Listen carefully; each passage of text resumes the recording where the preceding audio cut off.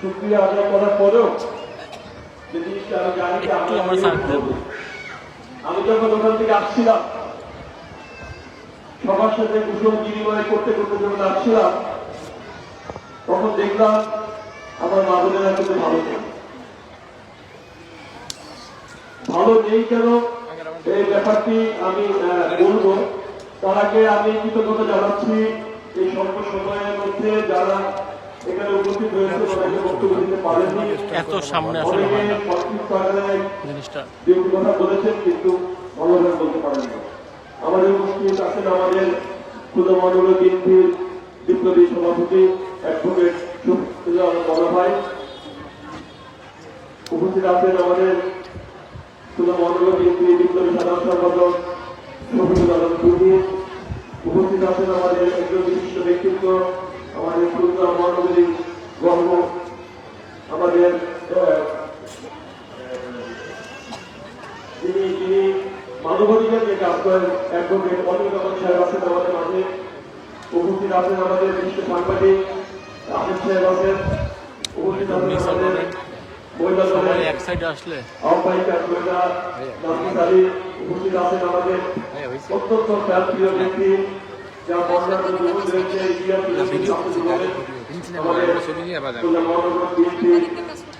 বিশিষ্ট ব্যক্তি আমাদের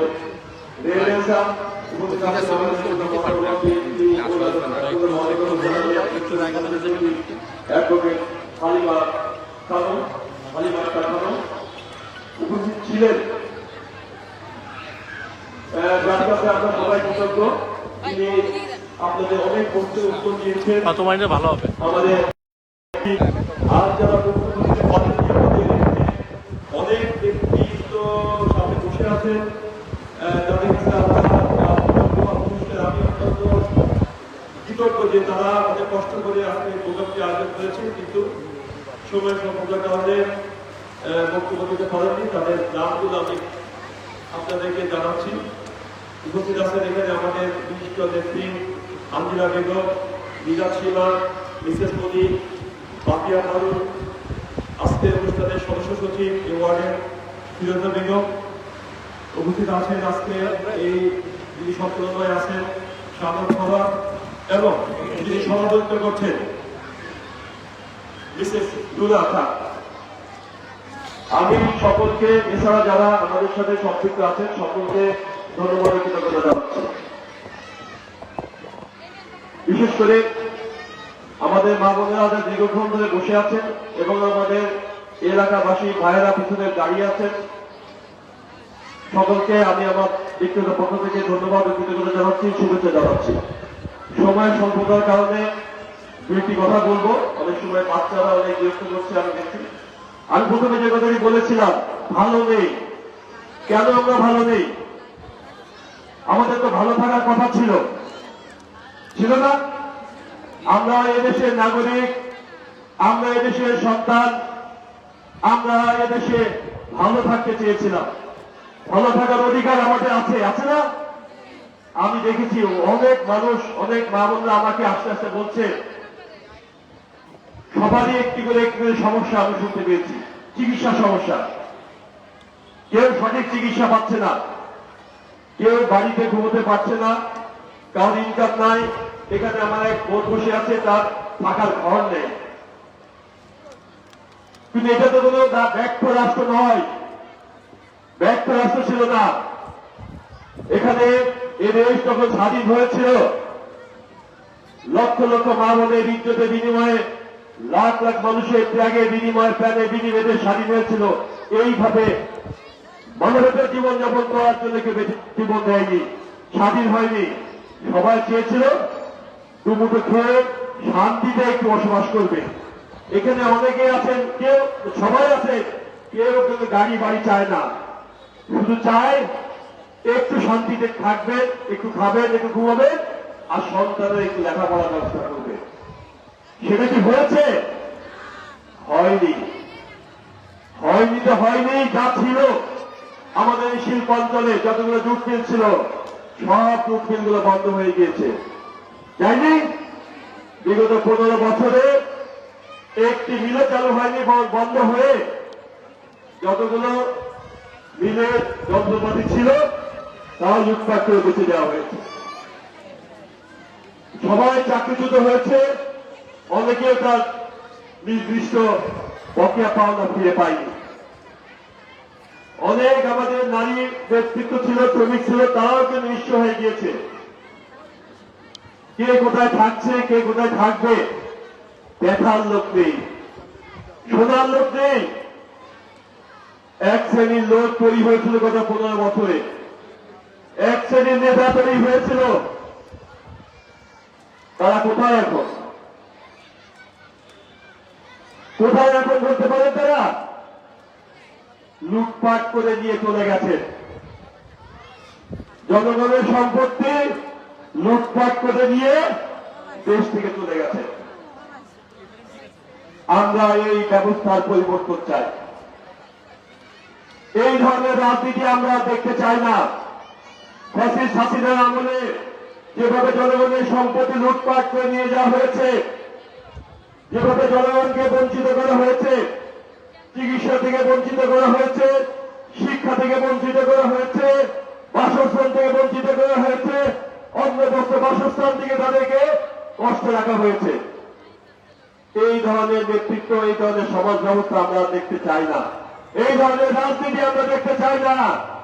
আমরা চাই ওই টাইপের নেতৃত্ব, ওই টাইপের রাজনীতি, যে নেতা জনগণের সাথে থাকবে, জনগণের পাশে থাকবে, জনগণের সুখে দুঃখে জনগণের সাথে নিয়ে কাজ করবে। আমাদের নেতা জনাব তারেক রহমান বলেছেন, এই নষ্ট বাংলাদেশ, এই ধ্বংস হয়ে যাওয়া বাংলাদেশ, এই ভঙ্গ বাংলাদেশকে আমরা নতুন করে গড়ে তুলব, নতুন করে ফেলে সাজাবো। তার জন্য তিনি 31 দফা যে রাষ্ট্র সংস্কারের কর্মসূচি, সেটা তিনি জনগণের উদ্দেশ্যে দিয়েছেন। 31 দফার ভিত্তিতে আগামী দিনে নতুন বাংলাদেশ গঠন করা হবে। সেই 31 দফার মধ্যে আমাদের মা বোনের দফাগুলো সন্নিবেশিত করা হয়েছে। কিভাবে আমাদের নারীদেরকে শক্তিশালী করা হবে, কিভাবে আমাদের সন্তান, আমাদের শিশুদেরকে শক্তিশালী ভাবে শিক্ষা ব্যবস্থা তৈরি করা হবে, এই 31 দফার মধ্যে সন্নিবেশিত করা হয়েছে। ধ্বংসপ্রাপ্ত শিক্ষা ব্যবস্থা আবার কিভাবে চালু করা যাবে সেগুলো লেখা হয়েছে। কিভাবে চিকিৎসা ব্যবস্থা নতুন করে সুন্দর করে জনগণের দৌড়ে পৌঁছে দেওয়া যায় সে ব্যবস্থা নেওয়া হয়েছে। 31 দফার আমাদের এই টাইপের লিফলেট আমরা বাড়ি বাড়ি পৌঁছে দিয়েছি। এর মধ্যে আছে দু একটি পয়েন্ট আমি আপনাদের বলতে চাই। আমাদের মা বোনদের জন্য আমরা ফ্যামিলি কার্ডের ব্যবস্থা করব। ফ্যামিলি কার্ড আপনারা বুঝেন? ফ্যামিলি কার্ড হচ্ছে প্রত্যেক পরিবারে একটি করে, পরিবারের যে কর্তা, পুরুষ না মহিলা, মহিলা যিনি থাকবেন তার নামে একটি করে কার্ড দেওয়া হবে। এই ফ্যামিলি কার্ড যে কোনো দোকানে দেখালেই অর্ধেক কিংবা কম দামে আপনি ডাল, চাল, তেল, লবণ, সমস্ত নিত্য প্রয়োজনীয় জিনিসপত্র আপনি কিনতে পারবেন। এই ফ্যামিলি কার্ডের মাধ্যমেই আমাদের মা বোনেরা তাদের টাকা সাশ্রয় করতে পারবেন। প্রত্যেকের ফ্যামিলিতে একটি করে স্বাস্থ্য কার্ড দেওয়া হবে। যে স্বাস্থ্য কার্ডের মাধ্যমে চিকিৎসা ব্যবস্থা করা হবে বিনা টাকায়, বিনা পয়সায়। এখন অনেকেই আমাকে বলেছে চিকিৎসা হচ্ছে না, আমি বলেছি আমি আমার সাধ্যমতো চেষ্টা করবো। তখন আমার কাছে আসতে হবে না, কারোর কাছে হাত পাততে হবে না। আপনারা এই কার্ড নিয়ে হসপিটালে যাবেন, বিনা টাকায় চিকিৎসা নিয়ে আসবেন। সেই ব্যবস্থা আমরা করেছি আমাদের 31 দফায়। আমাদের ছেলে মেয়েদের লেখাপড়ার জন্য যে কারিকুলাম এই বিগত সরকার করে দিয়েছিল, যে কারিকুলামের মাধ্যমে আমাদের ছাত্র সমাজকে, আমাদের তরুণ সমাজকে ধ্বংস করে দেওয়া হয়েছিল, সেই ব্যবস্থাটা পরিবর্তন করে নতুন একটি কারিকুলাম আমরা তৈরি করব। কি সে কারিকুলাম? সেখানে স্কুলের প্রাইমারি লেভেল থেকেই আমরা প্রথমেই যেটা হাত দেব সেটা হচ্ছে ভাষা শিক্ষা। একটা বাচ্চা বাংলা জানে, তাকে ইংরেজি কম্পালসারি, ইংরেজি ভাষা অবশ্যই তাকে শিখতে হবে এবং আরেকটি অন্য ভাষা শিখতে হবে। সেটা আরবি হতে পারে, অন্য কোনো দেশের অন্য কোনো ভাষা হতে পারে। যখন ছোটকাল থেকে একটি বাচ্চা তিনটা ভাষা শিখবে, একটি বাংলা, একটি ইংরেজি এবং একটি অন্য দেশের ভাষা, এই ছেলেটা যখন বড় হবে তখন তাকে আর চাকরি পিছে করতে হবে না, চাকরি তার পিছে করবে। ছোটকাল থেকে বাচ্চাদেরকে বিনা বেতনে আমরা এই জিনিসটা করবো, এই শিক্ষা ব্যবস্থা আমরা চালু করবো। 31 দফার মধ্যে এই আমরা সন্নিবেশন করেছি।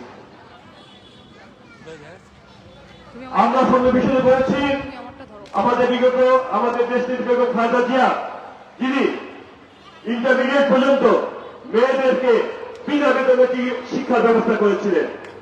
বিনা বেতনের শিক্ষা ব্যবস্থা আবার আমরা করব। উনি খাদ্যের বিনিময়ে শিক্ষার ব্যবস্থা করেছিলেন।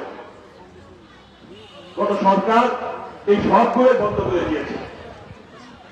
একটি বাচ্চা দেখবেন, অনেক বাচ্চা আছে দেখবেন কাজ করে, বিভিন্ন রেস্টুরেন্টে কাজ করে, বিভিন্ন ফ্যাক্টরিতে কাজ করে। আমাদের নেত্রী নিয়েছিলেন ওই বাচ্চাকে শিক্ষা গ্রহণ করতে হবে, শিক্ষিত জাতি গড়ে তুলতে হবে।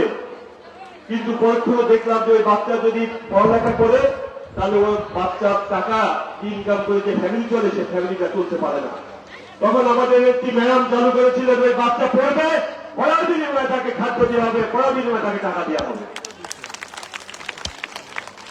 এইসব ব্যবস্থা আমরা ফিরিয়ে আনবো। 31 দফার মাধ্যমে আমরা আগামী দিনে যে বাংলা গঠন করব, সেই বাংলাদেশের মানুষ সুখে থাকবে, শান্তিতে থাকবে। 31 দফায় হবে আগামী দিনে বাংলাদেশের মানুষের মুক্তি সনদ। অনেকে বলতে পারেন যে আপনারা ইলেকশন এসেছে এখন এইসব কথা বলছেন। সকলের উদ্দেশ্যে আমি বলতে চাই, 31 দফা কিন্তু আমরা 5ই আগস্টের পরে দেই নাই। 5ই আগস্টে শেখ হাসিনার পতনের পরে দেই নাই আমরা। আমাদের নেতা জনাব তারেক রহমান 5ই আগস্টের 2 বছর আগে 31 দফা দিয়েছে। 5ই আগস্টের আগে কেউ জানতো শেখ হাসিনা পতন হবে? কেউ জানতো না। আমাদের নেতা এতটাই দূরদর্শী ছিলেন, তিনি জানতেন এই শেখ হাসিনাকে কোন না কোন সময় দেশ থেকে পালিয়ে যেতে হবে, পদত্যাগ করতে হবে। তখন সকলকে নিয়ে আমাদেরকে এই দেশ পুনর্গঠন করতে হবে। এই জন্য তিনি আগেই 31 দফা দিয়েছেন যে বাংলাদেশের দুঃসময় যখন আসবে, শেখ হাসিনা যখন পালিয়ে যাবে, সরকার যখন পতন হবে, তখন সকলকে নিয়ে আমরা 31 দফার মাধ্যমে নতুন বাংলাদেশ গড়ে তুলব, যে বাংলাদেশে মানবতা থাকবে, বৈষম্যহীন ভাবে সকলে মিলে আমরা একসাথে সুখে শান্তিতে বসবাস করতে পারব। এই সত্য দিন লেগেছিলেন। এই দূরদর্শিতার কারণেই আজকে যারা সংস্কারের কথা বলেন, যে সংস্কার নিয়ে যারা কাজ করেছেন, যে সংস্কার যারা তৈরি করেছেন, সেই সংস্কার 90 ভাগই আমাদের 21 দফার থেকে নেওয়া, কিংবা আমাদের 21 দফার সাথে মিলে গেছে। যারা এত আয়োজন করে সংস্কার কর্মসূচি নিয়ে সংস্কারের রূপরেখা তৈরি করলেন, তাদের 90 ভাগই আমাদের সাথে মিলে গেছে। তার মানে আমরা আগেই জানতাম, আগেই আমরা বুঝেছি বাংলাদেশে কিভাবে উন্নতির দিকে নেওয়া যাবে, বাংলাদেশে কিভাবে আধুনিক স্বনির্ভর রাষ্ট্রে পরিণত করা যাবে। এইগুলো হচ্ছে 31 দফা প্রসঙ্গে আমি বললাম। আর আমি আমার ব্যক্তিগত দু একটি কথা বলতে চাই। আমি আমার এই এলাকার সন্তান হিসাবে আপনাদের কাছে দুটি প্রশ্ন রাখবো, তার আগে দুটি কথা বলবো। এখন যে কথাই বলবো, যেভাবে বলবো না কেন, অনেকে বলবেন, মনে করবেন যে ইলেকশন এসেছে, এখন প্রত্যেকটা ক্যান্ডিডেট এইভাবেই কথা বলবে। আমি কিন্তু আপনাদের কাছে ভোট চাইতে আসিনি। ভোট চেয়েছি, ভোট চাইতে আসিনি, কারণ আমি এখনো নমিনেশনই পাইনি। যদি কখনো পাই, আল্লাহ তাআলা তৌফিক দেয় আমাকে, আমি ভোট চাইতে আসবো, তখন আপনাদের কাছে বলবো।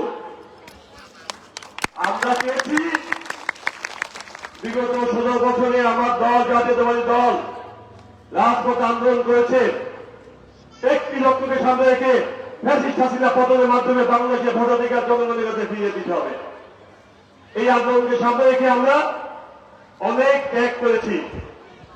আমাদের দল বিএনপি সবচেয়ে বেশি রাজপথে সংগ্রাম করেছে, ত্যাগ করেছে, সবচেয়ে বেশি ক্ষতিগ্রস্ত হয়েছে। আপনারা দেখেছেন আমাদের নেতা ইলিয়াস আলী খুন হয়েছে, অসংখ্য নেতাকর্মী খুন হয়েছে, অসংখ্য নেতাকর্মী গুম এবং লক্ষ লক্ষ নেতাকর্মী নামে মিথ্যা মামলা দিয়ে জেলে আটকে রাখা হয়েছিল। এটা আপনারা দেখেছেন। শুধু আমাদের নেতাকর্মীরা খুনের শিকার হননি, আমাদের এই নেতাকর্মীর সাথে সম্পৃক্ত এখানে অনেক মা বোনরা আছেন, তারাও কিন্তু নির্যাতিত হয়েছেন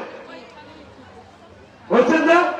আমাকে আস্তে আস্তে অনেকে বলেছে তার সন্তান অনেকগুলো মামলা নিয়ে অনেক কষ্ট করে আমরা জামিন করিয়েছি, অনেকদিন আমরা না খেয়ে থেকেছি, অনেকদিন আমরা বাড়ি ছাড়া হয়েছি। আমরা আর এই কষ্ট দেখতে চাই না। বাংলাদেশ জাতীয়তাবাদী দল যে আশা, যে লক্ষ্য যুদ্ধ নিয়ে সংগ্রাম করেছিল, 5ই আগস্টের ছাত্র জনতা বিপ্লবের মাধ্যমে সে শেখ হাসিনা পালিয়ে গেছে, ভোটের অধিকার ফিরে পাওয়ার একটি সম্ভাবনা দেখা দিয়েছে। কিভাবে? এই যে সরকার, নিরপেক্ষ সরকার একটি ভোটের সম্ভাব্য মাস ঘোষণা করেছে, ফেব্রুয়ারি মাস। শুনেছেন না? আমরা চাই অনতি বিলম্বে তারিখ ঘোষণা করতে হবে। জনগণ তার পছন্দ ব্যক্তিকে ভোট দিয়ে একটি গণতান্ত্রিক সরকার প্রতিষ্ঠা করবে, যে সরকার আমাদের মা বোনরা যে কষ্টে আছে এই কষ্টগুলো লাঘব করবে। ভোটের মাধ্যমে সরকার না আসলে, ভোটের মাধ্যমে যদি জনপ্রতিনিধি নির্বাচিত না হয়, তাহলে জনগণের সাথে সম্পৃক্ততা যদি না থাকে, তাহলে জবাবদিহিতা থাকবে না। থাকবে? এর আগেও তো এই অঞ্চলে এমপি ছিল না? এমপি ছিল, মন্ত্রী ছিল, অনেক বড় বড় নেতা ছিল। কেউ কি জনগণের কাছে গিয়েছে কিংবা জনগণ তাদের কাছে যে কিছু চেয়েছে, যেতে পেরেছে? পারেনি। কারণ তারা তো ভোটের মাধ্যমে আসেনি। আজকে যদি আপনি ভোটের মাধ্যমে কাউকে আনেন, সে যদি আপনার কথা না শুনে, আপনি তার পর দিন তার বাড়ি গিয়ে তার গলাটা চেপে ধরতে পারবেন, বলতে পারবেন আপনি এত বড় বড় কথা বলেছিলেন, আপনার কথা শুনে আমি ভোট দিয়েছিলাম, আমার ভাগ্যের পরিবর্তন কেন হচ্ছে না? আপনি জবাব দেন। জবাব দিতে বাধ্য থাকবে সেই নেতা। আর যদি ভোটের মাধ্যমে না হয়, আপনিও যেতে পারবেন না, সেই নেতাকেও খুঁজে পাবেন না। গত 15 বছর যা হয়েছে। যাই হোক, আমরা যেটা চেয়েছি জনগণের ভোটাধিকার জনগণের কাছে ফিরিয়ে দেওয়া, সেটা আমরা আংশিক সফল হয়েছি। আর পুরোটা সফল হবো যেই দিন ভোটের তারিখ ঘোষণা করা হবে, যেই দিন আপনারা নির্ভয়ে নিঃসঙ্গ চিত্তে ভোটে যায় আপনারা ভোট আপনি দেবেন, যাকে খুশি তাকে দেবেন, সেই দিন যেদিন আসবে সেই দিন ভোটের অধিকার প্রতিষ্ঠা হবে। আমরা এই ভোটের অধিকার নিয়ে রাজপথে ছিলাম, এখনো আছি। যতক্ষণ পর্যন্ত না এই সরকার ভোটের তারিখ না দেয়, ততক্ষণ আমরা রাজপথে আছি। আপনাদের অধিকার প্রতিষ্ঠা করার জন্য এখন পর্যন্ত রাজপথে থাকতে আছি, আগামীতেও থাকবে ইনশাআল্লাহ। কারণ আপনার ভোটের মাধ্যমে যে ব্যক্তি নির্বাচিত হবে, যে সরকার নির্বাচিত হবে, সে সরকার আপনাদের পক্ষে কাজ করবে। সে সরকার বাধ্য থাকবে এই বিল কলকারখানা চালু করতে। সে সরকার বাধ্য থাকবে আমাদের লক্ষ লক্ষ তরুণ সমাজ যারা পাশ করে বসে আছে তাদের চাকরির ব্যবস্থা করতে।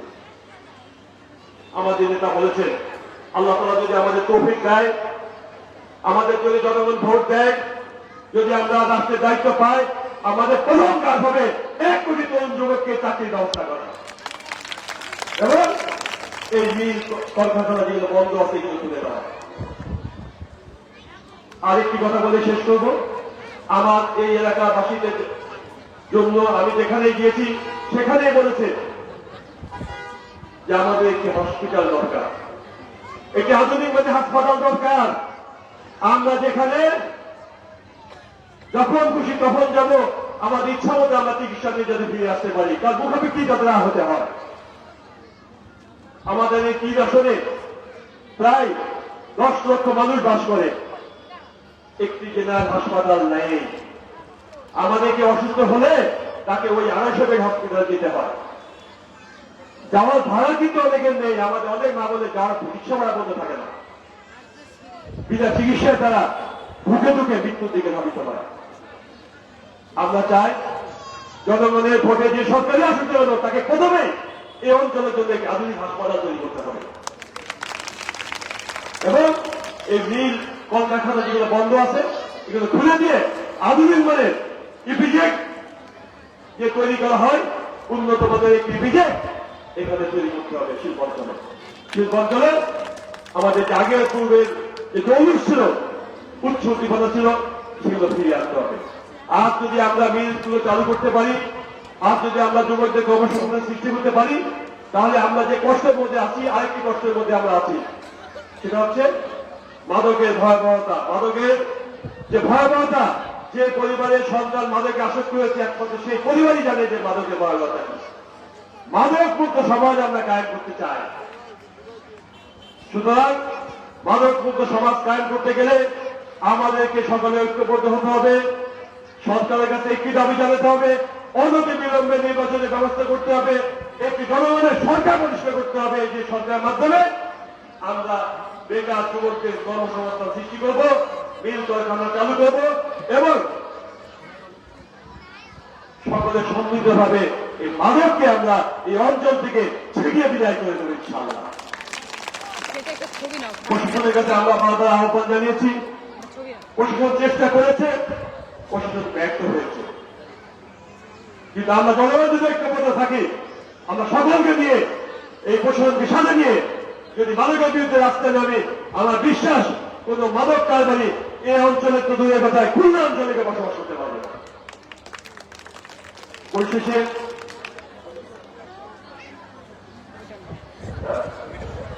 পুরো ইয়ার অডিয়েন্স মানে পুরো স্টেজের পরিশেষে দু একটি কথা বলবো।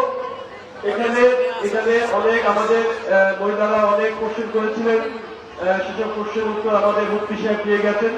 অনেকে হয়তো টিকিটের কথা বলেছিলেন, টিকিট বিক্রি হচ্ছে কিংবা রোজা পূজা একই জিনিস, এই টাইপের কোশ্চেন করেছিলেন। ওই প্রসঙ্গে আমি যাব না, ওটা আমাদের মুফতি। প্রথম শেষে দু একটি কথা বলবো যে আপনাদের সামনে ভোটের সময় অনেক প্রার্থী আসবে, আর সেটাই স্বাভাবিক আসবে এবং প্রতিশ্রুতি দিবে যে আমাকে ভোট দিলে আমি নির্বাচিত হলে এই করব সেই করব, অনেক কিছু করব, গাড়ি বাড়ি সব করে দেব। আমরা যারা প্রার্থী তারা কিন্তু এগুলো বলি, আমরা বলি না, বলি, বলাটা অন্যায় কিছু না, বলি। কিন্তু আমার প্রশ্ন দুটা, আপনারা প্রত্যেকটা প্রার্থীকে জিজ্ঞাসা করবেন, আপনি যে করে দেবেন আপনি এতদিন কোথায় ছিলেন, পরিচয় জানতে যাবেন, আপনি এতদিন কোথায় ছিলেন। আর দ্বিতীয় প্রশ্ন, এতদিন আপনি জনগণের জন্য কি কি করেছেন, এই প্রশ্নের উত্তর আপনারা নিয়ে নেবেন আগের থেকে, কোথায় ছিলেন এবং এতদিন জনগণের জন্য কি কি করেছেন। এই দুটি প্রশ্নের উত্তর আপনারা জিজ্ঞেস করবেন প্রত্যেকটা প্রার্থীকে, আমি সহ। কারণ আমরা যারা প্রতিশ্রুতি দেই তারা সেই কাজগুলো করবো কিনা তার একটা ছোট্ট পরীক্ষা এটা। যদি কেউ ওদিকে বলে থাকে তাহলে সে আগামীতে করবে, বলে দেওয়া যায় কিছুটা হলেও করবে। যে আগে কোনদিন করেনি সে যদি বলে আমি এই করবো এই করবো সেই করবো, তাহলে এই কথাটার বিশ্বাসযোগ্যতা কতখানি আপনারা বলছেন। সুতরাং প্রার্থীরা যাচাই বাছাই করে ভোট দিবেন, চোদ্দ বিক্রি করে, কৌশলে ফাঁকিবাজি করে, কোরআন শরীফ ছোঁয়ায় দেশের টিকিট বিক্রি করে, এইসব ভাবনা করে এখন আর ভোট দেওয়া যায় না।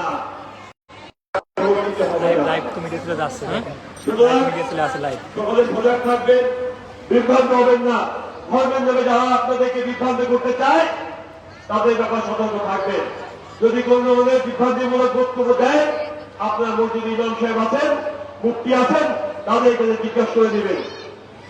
মিথ্যা কসম কাটিয়ে যারা আপনাকে ভোট দিতে চায়, মুফতি সাহেব থাকলে ভালো বলতে পারতেন, মিথ্যা কসম দিয়ে, আল্লাহর নামে কসম দিয়ে যারা ভোট দিতে চায়, এই কসমের মূল্য আছে কিনা আপনার মুফতি সাহেবকে জিজ্ঞেস করে দিবেন। সুতরাং ভয় পাওয়ার কোন কারণ নেই। আপনারা আপনাদের বিবেচনা জ্ঞান দিয়ে আপনার সিদ্ধান্ত নেবেন। পরিশেষে যেহেতু সময় সংক্ষিপ্ত, সকলের সুস্বাস্থ্য কামনা করে, সকলের দীর্ঘায়ু কামনা করে, সকলের পাশে থাকতে পারি সুখে এবং দুঃখে, সেই আস্থা বিশ্বাস রেখে আমি আমার বক্তব্য শেষ করছি। আল্লাহ হাফেজ। বাংলা জিন্দাবাদ, বাংলা জাতীয় দল জিন্দাবাদ, শহীদ আমর খাজা জিন্দাবাদ। আগামী রাষ্ট্রনায়ক সমগ্র বাংলাদেশের মানুষ যারা বেকার তাকিয়ে আছে, দেশ নায়ক তারেক রহমান জিন্দাবাদ। ধন্যবাদ সকলকে। সভাপতির নামটা খালি বলে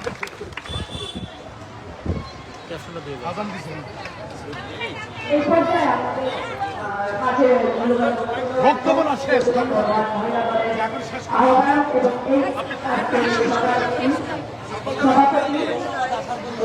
আহ্বান।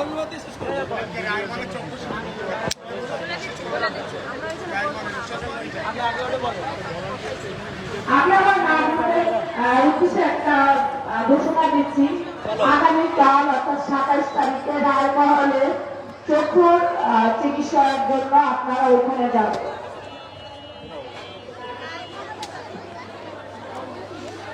সকলকে ধন্যবাদ দাও,